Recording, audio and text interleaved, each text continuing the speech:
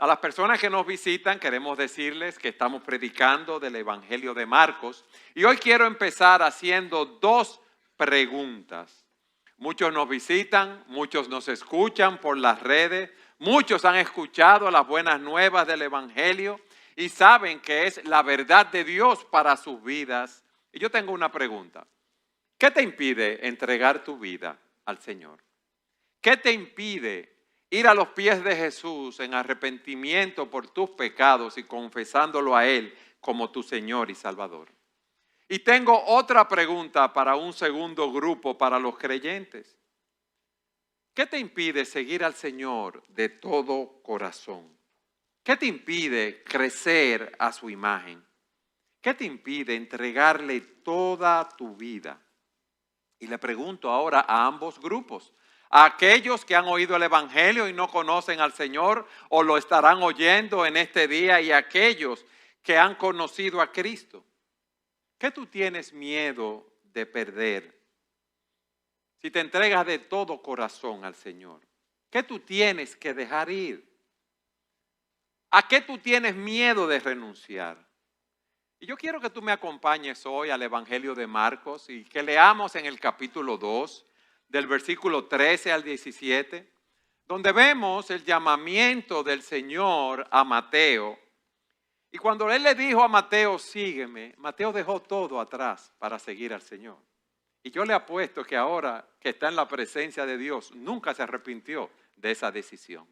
Y con esto en mente, yo quiero que leamos a partir del versículo 13 en el capítulo 2 del Evangelio de Marcos.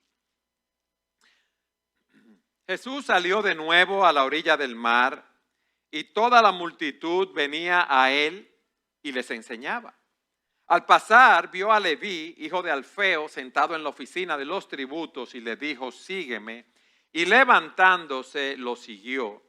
Y sucedió que estando Jesús sentado a la mesa en casa de Leví, muchos recaudadores de impuestos y pecadores estaban comiendo con Jesús y sus discípulos, porque había muchos de ellos que lo seguían. Cuando los escribas de los fariseos vieron que él comía con pecadores y recaudadores de impuestos, decían a sus discípulos, ¿por qué él come y bebe con recaudadores de impuestos y pecadores? Al oír esto, Jesús les dijo, los que están sanos no tienen necesidad de médico, sino los que están enfermos. No he venido a llamar a justos, sino a pecadores. En nuestro último mensaje, predicamos acerca de la sanación del paralítico que fue sanado en una casa en Capernaum. Y allí vimos la autoridad de Cristo para perdonar a los pecadores. Ahora, este texto nos enseña el tipo de personas a las cuales Jesús extiende su perdón. Es decir, a pecadores que se han arrepentido. Y este pasaje que hemos leído y que vamos a estudiar nos ilustra el hecho de que nadie está lejos ni exento de la gracia de Dios. Jesús estuvo dispuesto aquí, y lo veremos, a rescatar a una persona que era un publicano, que era odiado por los judíos por la labor que desempeñaba. Y lo primero que quiero que veamos es el llamamiento de Leví. Nos dice el versículo 13 que Jesús salió de nuevo a la orilla del mar y toda la multitud venía a él y él les enseñaba. Sabemos el contenido de la enseñanza del Señor. Vimos en Mateo cómo él en Marcos 1, 14 y 15 cómo él predicaba el Evangelio diciendo el tiempo se ha cumplido y el reino de Dios se ha acercado. Arrepiéntanse y crean en el Evangelio. Pero miren qué interesante lo que nos dice el versículo 14. Al pasar vio a Leví, hijo de Alfeo, sentado en la oficina de los tributos y le dijo, sígueme. Y levantándose lo siguió. ¿Quién era Leví? Leví era conocido más por o nosotros lo conocemos más por su nombre griego que es Mateo, como nos dice Mateo 9:9. Era de descendencia judía y vemos aquí a este hombre que era un recaudador de impuestos. Miren, El hecho de que el Señor le hablara solamente a una persona como él era mal visto, porque él era una escoria, un paria para los judíos, por ser un recaudador de impuestos, un publicano. Recuerden que los judíos, Israel estaba bajo la opresión romana y los romanos los obligaban a pagar impuestos. Herodes Antipas era el tetrarca que gobernaba esa región y ustedes saben lo que él hacía. Él vendía franquicias para cobradores de impuestos. Entonces, si tú comprabas una franquicia para ser un recolector de impuestos, se te exigía la cuota mínima para Roma. ¿Y qué hacían los recaudadores? ¿Cobraban solo para Roma? No, parecían dominicanos. Ellos cobraban para Roma y buscaban lo suyo también. Eso hacía que la recaudación fuera un negocio sumamente rentable, Ellos cobraban los impuestos de Roma, pero también ellos se querían ganar un dinero y cobraban de más. Eran unos explotadores, óigame bien, que se inventaban impuestos, cobraban de más y tenían su equipo para cobrar ese dinero. Ellos tenían su equipo de, vamos a decir, de matones y personas así para presionar para que los impuestos fueran pagos. Por ejemplo, los impuestos personales se cobraban un 1%, según tengo entendido, del impuesto sobre la renta, un impuesto a la tierra de un 10% de todo grano y un 20% del vino y la fruta. Se cobraban impuestos por el transporte de bienes y productos, vamos a decir que era una especie de peaje, por el uso de los caminos, por cruzar los puentes y por actividades diversas. ¿Qué pasa? Impuestos diferentes, tarifas diferentes, ya ustedes saben, ahí ellos se inventaban muchísimas cosas. Los que tienen negocios saben que aquí en el país hay muchísimos impuestos que cobra el ayuntamiento, que cobra la Dirección de Impuestos Internos. Y quizás el ayuntamiento un día se aparece en su negocio y usted tiene un letrero de hace 20 años y le dice, mira, tú no has pagado 20 años de impuestos de ese letrero. Y le cobran impuestos. Esos impuestos están ahí en nuestro país, lo que pasa es que ellos los cobran a discreción, pero aquí ellos cobraban como a ellos les parecía. Imagínense la explotación de las personas en esa sociedad agraria. Pero también esos publicanos eran vistos como traidores al pueblo, porque ¿con quién ellos estaban aliados? Con los invasores, con los imperialistas que lo estaban dominando. Ellos estaban cobrando impuestos para ellos, para una nación extranjera y estaban explotando al pueblo. Parece que el Banco de los Tributos, la oficina de Mateo, estaba cerca de la costa. Y quizás, porque como el Señor pasaba a la orilla del mar, y ahí fue que lo vio, él cobraba peaje y las tarifas de las personas que pasaban por allí del negocio de la pesca. Eso puede ser. Pero el resumen es el siguiente. Los publicanos eran vistos como ladrones, traidores y mentirosos, los pecadores más viles por traicionar al pueblo, personas que por dinero hacían lo que fuera y que no buscaban de Dios el mismo estilo de vida que vivían. Entonces, imagínense que allí viene el Señor enseñando, predicando el Evangelio. Cuando pasa a la orilla de donde está Mateo, Él lo llama, Mateo, sígueme. Ya de hecho, las personas que estaban a su alrededor se escandalizaron. Pero miren el llamado que el Señor le dijo. Solamente le dijo, sígueme. Recuérdense que en Marcos 1:16 al 20 vimos nosotros el llamado de Simón, de Andrés, de Santiago y de Juan. Pero imagínense este caso de Mateo, que el Señor le diga, sígueme cuando pasó a su lado, lo sorprendido que él tenía que estar. Vamos a ponerlo en la mente de Mateo. Quizás él había oído hablar de Jesús, es casi seguro, porque las enseñanzas, los milagros de Jesús en una sociedad tan pequeña eran conocidos por una gran cantidad de personas. Él sabía de Jesús, pero Jesús sabía más acerca de Mateo que él del Señor. ¿A quién vio el Señor allí? ¿A un publicano? ¿A un recaudador de impuestos? ¿A un hombre socialmente rechazado, odiado por el pueblo, desventurado, miserable? Y quizás y no digo el quizás seguro en este caso, afligido por el peso de su culpa y listo para arrepentirse. Mateo es el tipo de persona a quien Cristo vino a salvar. Y miren, tan pronto el Señor hizo su llamado, ¿qué hizo Mateo? Lo siguió. Sígueme, dice la Nueva Traducción Viviente, sígueme y sé mi discípulo. ¿Qué es este llamado? Es una invitación a tener una relación con Jesús. Es una invitación a estar con Él. Es una invitación a aprender de Él. Es una invitación a dejar que Él sea Señor de nuestras vidas. Nosotros amamos al Señor porque Él nos amó primero. Y fíjense cómo Él fue y buscó a Mateo. Él dejó el cielo para venir a buscarnos a nosotros. Él nos buscó.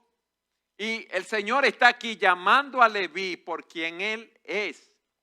No lo está llamando por quien Él es como un publicano, sino a pesar de quien Él es. Tú eres un publicano, pero eso no importa. Hay perdón en Jesucristo. Eso es lo que Él le está diciendo.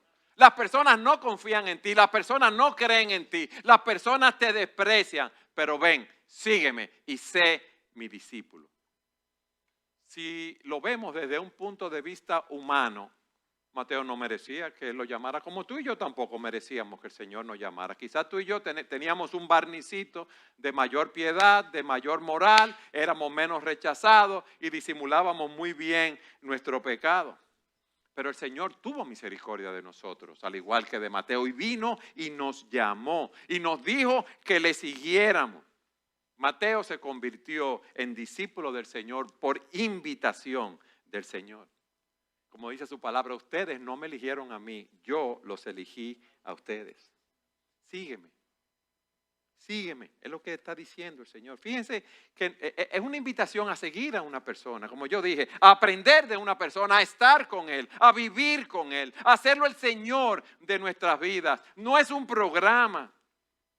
Es seguir a aquel que, como hemos visto a través de tu mensaje, que el Padre dijo en el momento del bautismo: este es mi Hijo amado, en quien tengo complacencia. Es aquel que nos bautiza con su Espíritu Santo. Es aquel que fue al desierto y ayunó por 40 días y venció al maligno. Es aquel que hemos visto que sanó a la suegra de Pedro, que perdonó los pecados del paralítico y que lo sanó. Y sanó a personas que estaban enfermos de diferentes enfermedades. Y aquí vemos la respuesta de Mateo. Y levantándose, lo siguió. Lucas nos dice, dejándolo todo, se levantó y le siguió. Ese hombre que había vendido su alma, si podemos decirlo así, por una carrera lucrativa. Ese hombre que no le importaba ser rechazado socialmente porque era un codicioso y lo que quería era dinero. Pero en ese momento que el Señor lo llama, Él lo sigue. Él fue transformado y dejó de ser un recaudador de impuestos, amante del dinero, a ser un seguidor amante de Jesucristo. Yo quiero que ustedes vayan conmigo a Mateo capítulo 6, versículo 24. Porque yo quiero que hagamos una reflexión en esta mañana, viendo este ejemplo, como decía al inicio, de aquellos que no conocen al Señor y de aquellos que somos cristianos, que debemos evaluar dónde están nuestros afectos. Mateo 6:24 dice, nadie puede servir, miren esa palabrita, servir, subráyenla ahí, a dos señores, porque o aborrecerá a uno y amará al otro, o apreciará a uno y despreciará al otro. Ustedes no pueden servir a Dios y a las riquezas. Esa palabra servir significa o indica el trabajo de un esclavo, no de un empleado. Un esclavo es propiedad exclusiva de su amo. Debe prestarle un servicio exclusivo a ese amo. Debe tener su lealtad. Y él dice aquí, miren, ustedes no pueden ser esclavos de dos señores. Ustedes no pueden ser esclavos de Dios y esclavos de las riquezas. Su lealtad no puede dividirse. Y la pregunta que yo les hago a ustedes, ¿qué controlaba la vida de Mateo hasta ese momento? ¿La piedad? No. ¿El seguir al Señor? ¿El tratar de dar un buen testimonio? No. Yo me imagino que Mateo pensaba como muchos de nosotros antes, un buen amigo es un peso en el bolsillo y eso es.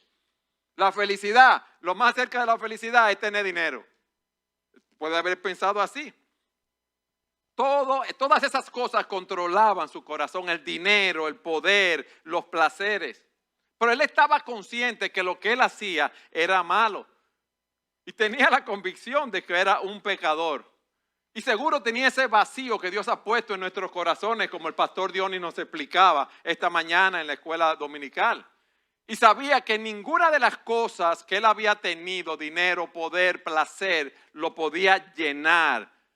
Que lo único que podía llenarlo era el perdón de sus pecados. Y sabía que Jesucristo era el único que podía proporcionárselo. Y cuando Cristo le dice, sígueme, él se levantó y lo siguió. Yo quiero que ustedes vayan conmigo a 2 Corintios 5:17. ¿Qué pasó con Mateo?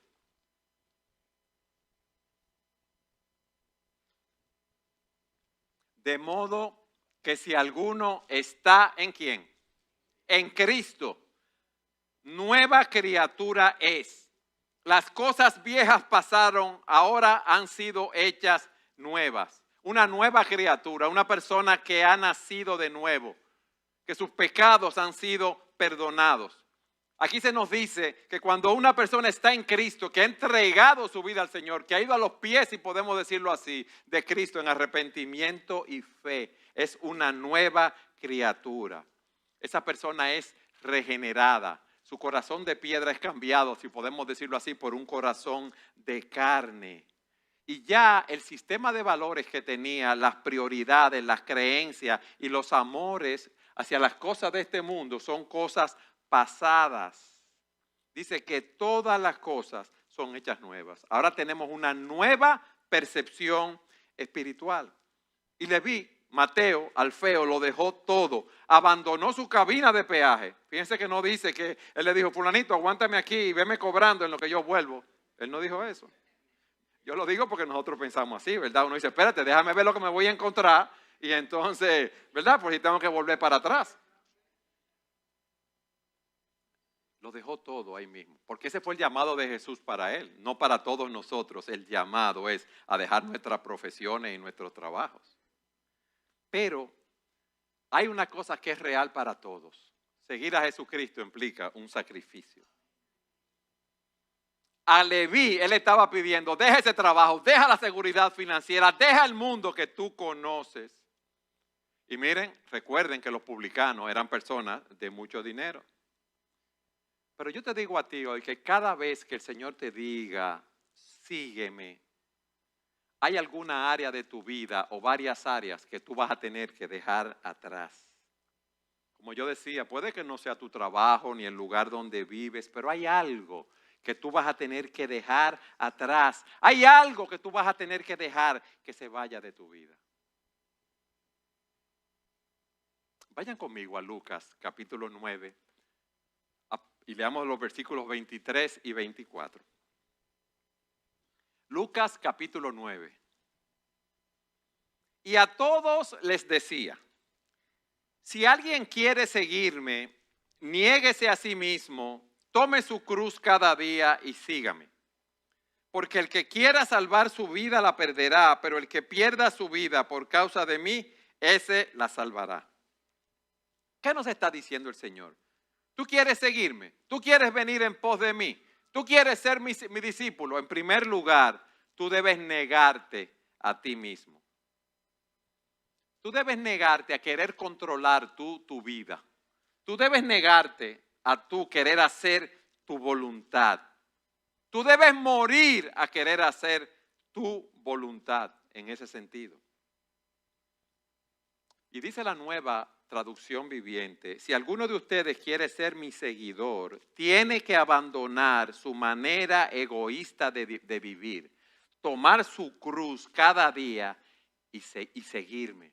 Miren, mis hermanos, nuestra vida sin Cristo giran alrededor de nosotros mismos. Buscamos nuestra propia diversión, placer, protección, cuidado. Y Cristo nos dice, ven, sígueme. Pero eso implica morir a ti mismo. Tú debes estar dispuesto a abandonar todo lo que yo te pida que abandones. Como vimos, a los discípulos les pidió que abandonaran sus profesiones, sus sueños, sus ambiciones, sus posiciones, sus amigos, su seguridad y su protección, que abandonaran todo para seguirlo. Y le digo algo, cuando el Señor nos dice eso, nos da miedo. Porque hay muchos ídolos y hay muchas cosas que nosotros amamantamos, que están ahí, que no queremos soltar. Niégate a ti mismo, toma tu cruz. Abraza la voluntad de Dios sin importar el costo. Y ese compromiso muchas veces implica rechazo de parte de muchas personas, maltrato de parte de muchas personas que nos aíslen. Y para muchos en ese tiempo y actualmente en otros países implica la muerte. Y nos dice que debemos seguir a Cristo. Niégate a ti mismo, toma tu cruz y sígueme. Sigue mi ejemplo y mis enseñanzas. Pero miren lo que él plantea en el versículo 24, ahí mismo, Lucas 9. Porque el que quiera salvar su vida, ¿qué dice? La perderá. Pero el que pierda su vida por causa de mí, esa la salvará. La Nueva Traducción Viviente dice, si tratas de aferrarte a la vida, la perderás. Pero si entregas tu vida por mi causa, la salvarás. O sea, si tú quieres vivir centrado en ti mismo, centrado en este tiempo presente, haciendo tu voluntad, tú no vas a encontrar la vida eterna con Dios. Tú vas camino a una condenación eterna. Pero si entregas tu vida, como dice el Señor, por causa de mí, la salvarás. Si tú renuncias a querer vivir para ti, si tú ves tu condición y vas a los pies de Cristo, tú encontrarás la vida eterna. Pero vamos a volver a Mateo ahora. Al dejar su carrera, Mateo entendía que no había vuelta atrás. ¿Por qué? Porque su vida de pecado se relacionaba con su profesión y su arrepentimiento tuvo repercusiones significativas. Después de entregar su vida al Señor, él no podía ser un recaudador de impuestos. Él no podía estar, vamos a decir, si eres tú, evadiendo impuestos. Él no podía estar mintiendo, él no podía estar robando, él no podía estar extorsionando. Mateo entendió lo que dijo Pablo cuando se convirtió. Pablo valoraba mucho que él era fariseo, que él guardaba la ley. Pero miren lo que él nos dice en Filipenses 3. Antes creía que las cosas que eran valiosas, entiéndase ganancia para él, el prestigio, el poder cumplir la ley a su entendimiento, ahora las considero que no tienen ningún valor. Ahora son pérdidas. ¿Por qué? Por lo que Cristo ha hecho. Así es. Todo lo demás no vale nada cuando se le compara con el infinito valor de conocer a Cristo Jesús, mi Señor. Por amor a Él he desechado todo lo demás y lo considero como basura a fin de ganar a Cristo. Él perdió su carrera, sí. Él perdió su dinero, sí. Él perdió su comodidad. ¿Y qué ganó? Una herencia en los cielos, que como dice Pedro, que no tiene precio. Una herencia que está reservada en el cielo para ustedes, pura y sin mancha, que no puede cambiar ni deteriorarse. Y cuando uno está joven, que se está llevando o piensa que se está llevando el mundo por delante, uno no le da mucha mente a todas esas cosas. Pero cuando pasan los años y viene la debilidad, vienen las enfermedades y uno ve que le queda menos tiempo por vivir que el que ya ha vivido, uno empieza a valorar todavía más estas cosas. ¿Tú sabes cuál es el problema? Que tú no sabes si tú vas a llegar a vivir un minuto más. Tú no lo sabes. Mateo perdió sus posesiones, perdió su modo de vida, perdió su seguridad terrenal, perdió su recompensa económica, pero ¿qué ganó? Un futuro celestial. Una corona incorruptible de gloria, y Mateo hoy está en los cielos en la presencia del Señor. ¿Tú quieres algo mayor que eso? Se pudo haber ganado 100 millones, 1.000 millones de dólares. ¿De qué le iba a servir en la tumba? No le iba a servir de nada. Y yo te expliqué todo esto. ¿Tú sabes por qué? Para volverte a preguntar, ¿qué se interpone en tu camino para entregar tu vida a Jesús? ¿Qué se interpone en tu camino para seguir a Jesús? ¿Qué tú necesitas dejar atrás? ¿Qué tú necesitas soltar? El Señor te está diciendo, deja tu codicia, tu lujuria, tu materialismo, tu egoísmo, tus miedos, tu orgullo y tu vanidad. Sígueme ahora mismo, muere a ti mismo y sígueme, dice Jesús. Pero ¿cuáles son las vacas sagradas que hay en tu vida? ¿Cuáles son esos ídolos? ¿Cuáles son esos conflictos? Mateo lo dejó todo y no se arrepintió. Mateo lo dejó todo y el Señor lo guió. Y el Señor te está diciendo hoy, sígueme, sígueme. Yo te voy a guiar, pero yo te voy a guiar conforme a mi voluntad. Tú irás donde yo te diga que tú vayas. Tú harás lo que yo te diga que tú hagas. Cuando yo te llame, hay cosas que tú vas a tener que dejar atrás. No tengas miedo, porque son más las cosas que tú vas a recoger. Y cuando lleguemos al final del camino, tú tendrás la vida eterna. Y tú estarás en mi presencia para siempre. Y eso nos lleva ahora al segundo punto. ¿Qué hizo Mateo? Miren el versículo 15. Mateo hizo una fiesta en su casa. Oigan bien, una fiesta. Y dice el versículo 15, y sucedió que estando Jesús sentado a la mesa en casa de Leví, muchos recaudadores de impuestos y pecadores estaban comiendo con Jesús y sus discípulos, porque había muchos de ellos que lo seguían. Mateo empezó a celebrar inmediatamente. Hizo una gran recepción en su casa. Lucas 5:29 nos dice que ofreció un gran banquete en su casa. Y recuerden lo que yo dije. Como un recaudador de impuestos, su casa tiene que haber sido grande. Era una persona de dinero. Mateo inmediatamente se convirtió en un misionero. ¿Ustedes habían pensado en eso? Él empezó a traer personas a Jesús para que le predicaran la palabra. ¿Pero qué tipo de personas? Si él era rechazado por la sociedad judía, ¿quién eran los amigos de Mateo? Lo que dice aquí. Publicanos y pecadores. Yo me imagino que el equipo de cobro de Mateo, los secuaces, ¿verdad? Que seguro en la puerta tenían que dejar los machetes y todas las cosas con que ellos andaban para cobrarle al pueblo, tenían que dejarlo. Las personas con las que él se relacionaba, los demás publicanos, prostitutas, personas de la vida alegre, todos los que eran rechazados por la sociedad, todos los del grupo que Mateo formaba parte. Para los fariseos, esa era la escoria de la sociedad. Pero para el Señor Jesucristo, ese era su campo misionero. ¿Tú sabes por qué? Porque Cristo es amigo de los pecadores. Y ese fue el grupo de personas que Él vino a buscar y a salvar. Y el hecho que fuera un banquete y que estuvieran allí, no fue una cena de que llegué, comí algo y me fui. No, no, no. Era un banquete donde se conversaba, donde se debatía. Era un banquete con un tipo de personas que los escribas y los fariseos no iban a ir, no iban a participar. ¿Por qué? Porque en esa época, al igual que ahora, cuando usted almuerza con una persona, cuando usted tiene una cena, una señal de una aceptación social, de amistad. Y Cristo estaba diciendo que Él era amigo de esos pecadores.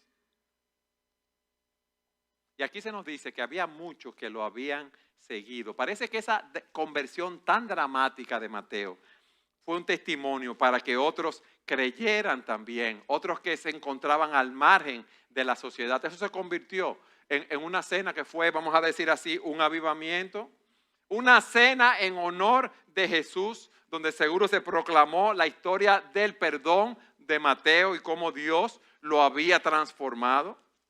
Y allí estaban todos los personajes desagradables de la sociedad. Mis hermanos, ¿qué aprendemos? Jesús nos ama a todos, no hace una distinción por su estatus social, económico, por su lugar en la vida. Y así debemos hacer nosotros, hermanos. Esta iglesia se llama Iglesia Bíblica Sola Gracia, porque queremos ver la gracia de Dios operando aquí. Queremos ver personas así, escoria de la sociedad, sicarios, drogadictos, homosexuales, prostitutas, que vengan y se conviertan al Señor. Pero sobre todas las cosas, que nosotros, como el pueblo de Dios, los recibamos. ¿Ustedes saben por qué? Porque nosotros no somos mejores que ellos. Que vengan personas con diferentes tradiciones religiosas que piensen otras cosas, que vengan musulmanes, budistas, hindúes, miembros de sectas como los testigos de Jehová y los mormones, que vengan, que le vamos a predicar la palabra, que le vamos a hablar de Jesucristo. Pero miren la respuesta de los escribas. Versículo 16. Cuando los escribas de los fariseos vieron que él comía con pecadores y recaudadores de impuestos, decían a sus discípulos, ¿por qué él come y bebe con recaudadores de impuestos y pecadores? Ellos estaban indignados, ellos estaban amargados. ¿Por qué? O porque eran personas despreciables. Y los fariseos, los escribas, eran personas justas y buenas. Y en Lucas se nos dice que ellos se quejaban amargamente. Ellos habían reaccionado con ira y con resentimiento, porque el Señor no seguía sus regulaciones. Está comiendo con esos pecadores. Te digo algo.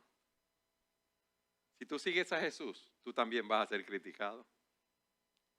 El Señor era perfecto, santo y sin mancha. Era la segunda persona de la Trinidad. Y a él lo criticaron. Cuando tú comiences a ministrar, a predicar el evangelio, a preocuparte por los ladrones, por los inmorales, por los idólatras, por los adúlteros, por los afeminados, por los homosexuales, los avaros, los borrachos, los difamadores, tú vas a ser criticado.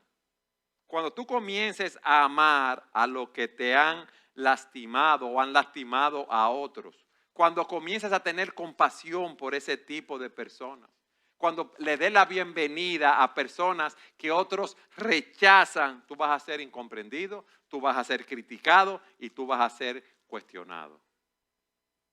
Porque lo estamos viendo aquí en el ejemplo de Cristo. Ahora, ellos criticaron al Señor, lo acusaron. En el versículo 17 se nos dice la respuesta de Jesús.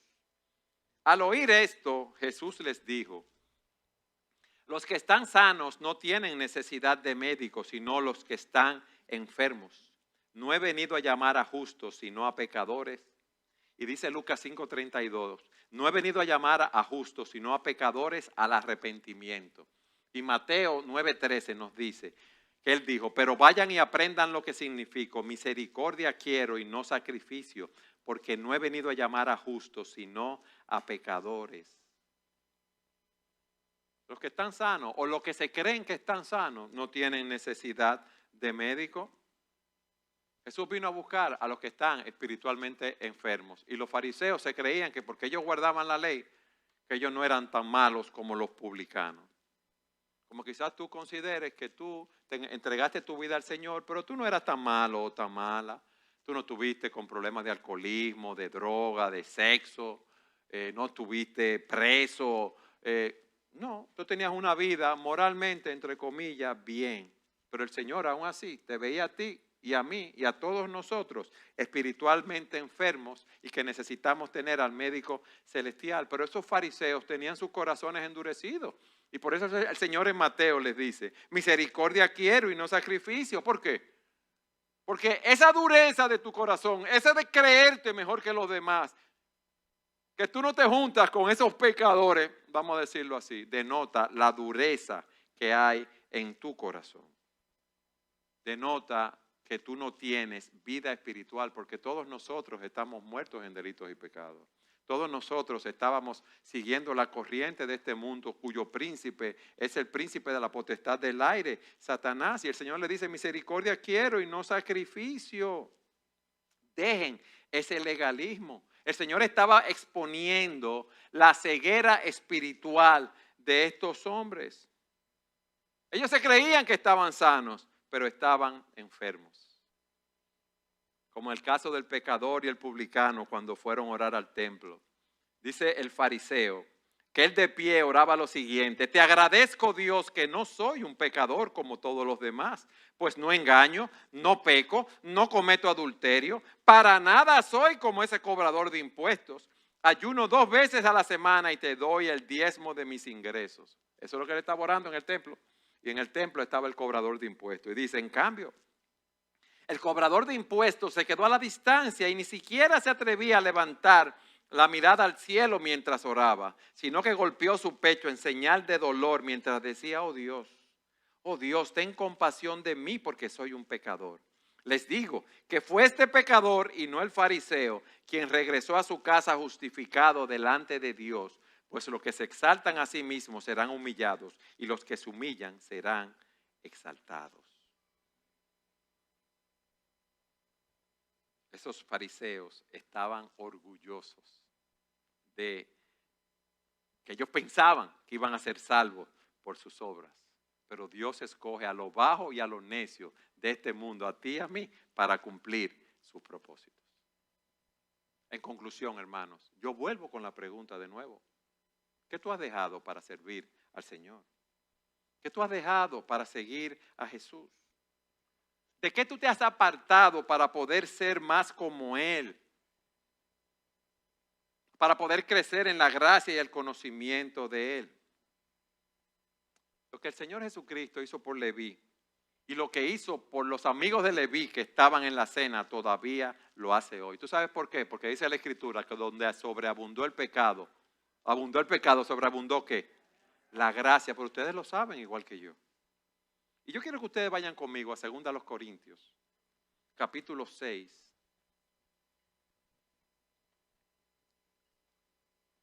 En el los versículos 1 y 2. Miren lo que dice el apóstol Pablo a los Corintios. Y como colaboradores con él, también les exhortamos a no recibir en vano la gracia de Dios. La Nueva Traducción Viviente dice a no menospreciar el amor que Dios le ha mostrado. Pues él dice, en el tiempo propicio te escuché y en el día de salvación te socorrí. Pero ahora es el tiempo propicio, ahora es el día de salvación. Y dice la Nueva Traducción Viviente, ese momento oportuno ha llegado. Hoy es el día en que Dios puede salvarlos. Hoy es el día. Hoy es el día para buscar al Señor.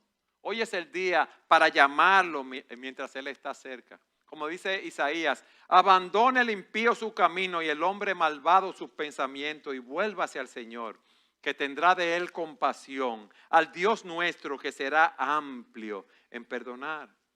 Como dice el Espíritu Santo en Hebreos 3:7, si ustedes oyen hoy su voz, no endurezcan sus corazones como en la provocación, como en el día de la prueba en el desierto, en el caso del pueblo de Israel.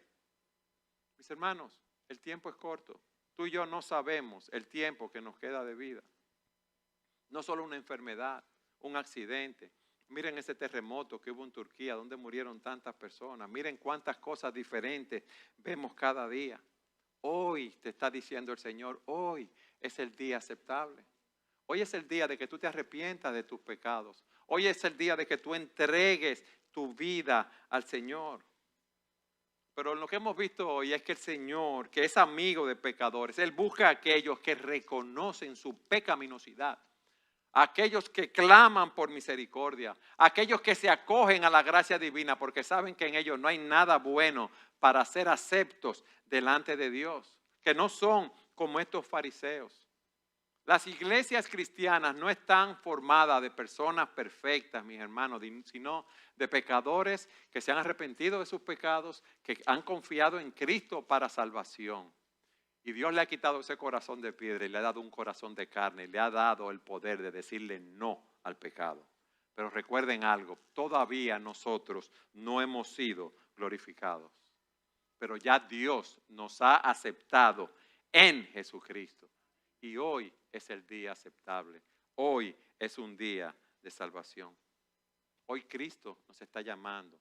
Hoy Cristo nos está diciendo que dejemos muchas cosas atrás para servirle a Él.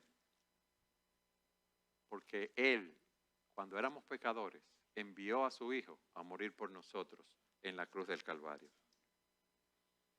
Y cierro con este texto. Pues Dios hizo que Cristo, quien nunca pecó, fuera la ofrenda por nuestro pecado para que nosotros pudiéramos estar en una relación correcta con Dios por medio de Cristo. Y ese Cristo hoy te dice, ven, sígueme, no importa lo que tengas que dejar atrás. Amén.